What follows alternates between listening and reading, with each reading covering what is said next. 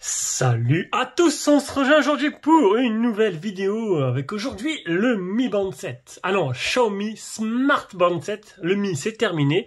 Donc, c'est la nouvelle petite montre bracelet de Xiaomi. Donc, j'avais actuellement un Band 5, voilà, tout simplement. Donc, j'ai pu voir quand même une évolution notable. Vous avez pu voir quelques vidéos un peu... non stylé, enfin vite fait quoi, vite fait, en début de vidéo. Là maintenant on va s'intéresser maintenant à un petit retour d'expérience. Allez, du coup on va commencer direct par l'écran. Donc déjà l'écran, hop, on va l'enlever histoire de vous montrer. Donc le petit bracelet, ça marche comme d'habitude. C'est assez simple de changer ce bracelet. Ça ressemble à une petite capsule. Donc le design reste pareil. C'est un modèle qui est un peu upgradé. Donc il est bonifié à force à mesure que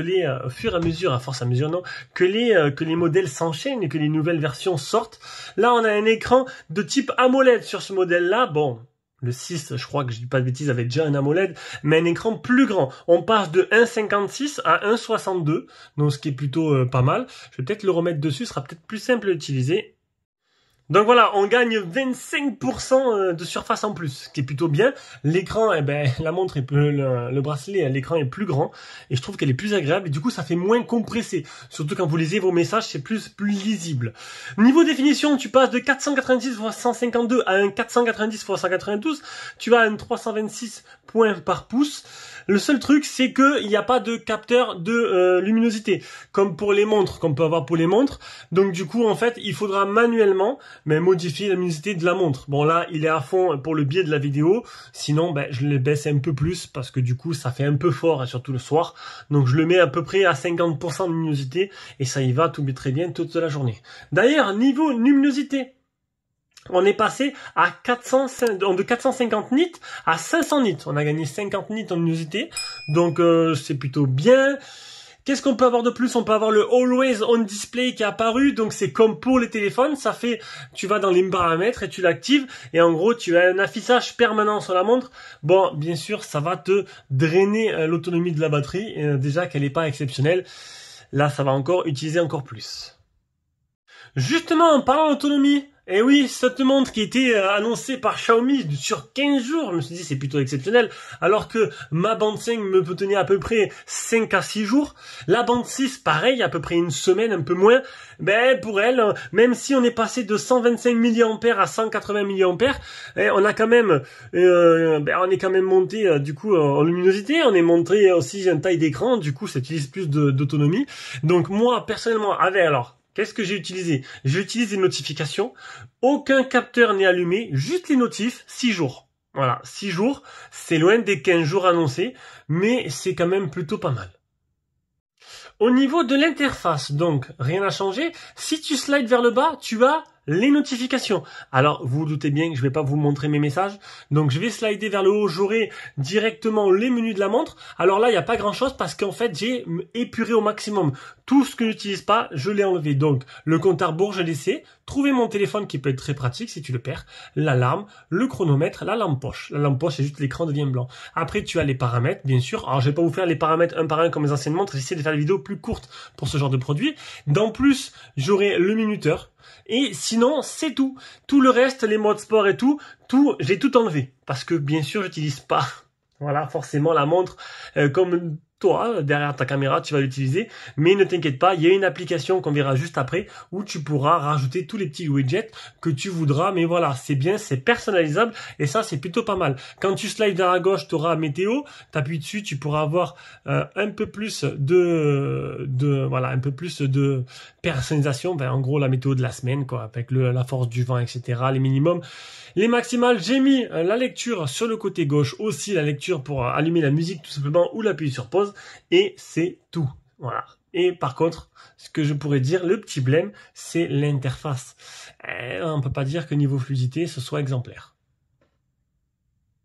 Et justement, on va passer du coup à toutes ces applications. Donc on a quoi? On a 110 modes sport, donc on a gagné un mode sport. On a 4 modes de détection auto du sport, la marche, la course, le rameur et le vélo. Si vous l'activez, du coup, dès qu'il détecte que vous faites un de ces sports-là, elle va s'activer automatiquement, un peu comme quand tu vas dormir. Voilà, tu vas être couché, elle va repérer que tu as fait une sieste. C'est juste que c'est le moment de te lever qu'elle a un peu du mal. Mais sinon, voilà, généralement tu te lèves de la sieste, ça vibre, voilà, t'as dormi tant de temps de sommeil profond, bon, c'est plutôt sympa. Pour moi, c'est plus gadget qu'autre chose. Il y en a qui aiment ça, les stats. Moi, ça m'intéresse pas. Sinon, elle est toujours 5 ATM, elle permet d'aller nager avec. Je l'ai utilisée en ce moment, c'est l'été. Je vais nager avec, que ce soit l'eau salée, j'allais lui dire l'eau sucrée, mais non. C'était trop beau pour être vrai.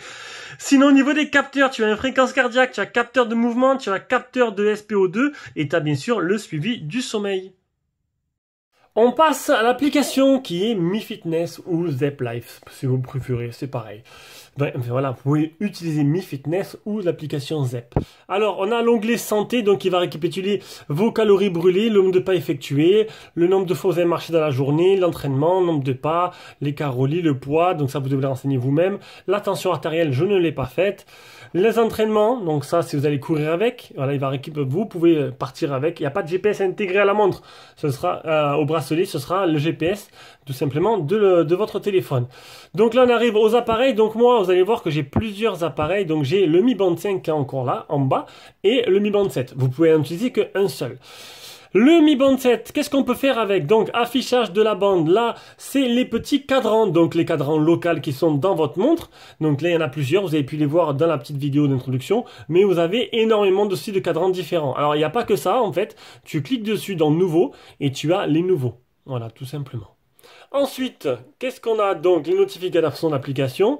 Donc ce sera toutes vos applications favorites. Vous pouvez même dupliquer le téléphone qui te permettra que tout ce que tu reçois sur le téléphone, tu l'auras forcément sur la montre. Et ça, c'est plutôt pas mal. Je l'ai désactivé parce qu'il y a des trucs que je ne veux pas recevoir sur la montre. Notification, ça je l'ai vu. Les appels entrants. L'arrière-plan, ça c'est pour dire qu'elle marche tout le temps. La fréquence cardiaque. Donc moi, j'ai tout désactivé. La fréquence cardiaque en continu, toutes les demi-heures, toutes les heures. Le capteur du sommeil, oxygène sanguin, le stress, le debout, donc qui te dit de bouger quand tu ne fais rien, tout simplement. L'alerte d'objectif, les alarmes, les événements, la météo, les widgets, donc c'est là que tu vas rajouter tout simplement à la montre tout ce qu'il y a d'autre. Donc tu mets ce que tu veux et ça c'est super cool parce que tu peux personnaliser. Si tu veux vraiment tu cours souvent, tu peux mettre que le petit widget pour courir tout simplement et ça partira direct. Tu n'auras pas besoin de t'embêter, pour être poli, avec toutes les widgets que tu ne sers pas. On peut trier les applications par la suite dans la montre, dans les ordres que tu veux. Lever pour activer, c'est quand tu tournes la montre, ça s'allume. Vibration, le mode nuit pour réduire la luminosité. Localiser l'appareil, c'est inverse, donc ça va juste vibrer. Voilà, donc si tu la perds, il faudra bien tendre l'oreille. Le mode détectable, fréquence, partager les fréquences cardiaques, la langue bien sûr, il est en français. En sachant que, c'est une montre, j'ai oublié de le préciser, qui vient de la boutique Trade in Shenzhen. Je vous mettrai un lien d'achat en dessous dans la description. Et donc du coup, si tu veux acheter cette version, parce que c'est une version Chine qui est 100% en français, si tu passes par le lien pour l'acheter, faudra mettre sur MiFitness région Chine. Sinon, ça ne marchera pas. Voilà. Allez, sur ce, voilà. Que penser de plus? Une petite montre, petit bracelet plutôt, Band 7 que je vais garder, qui va remplacer le 5. et qui s'améliore et qui s'est bonifié avec le temps. J'ai mis cet écran plus grand qui donne plus de visibilité dans les messages.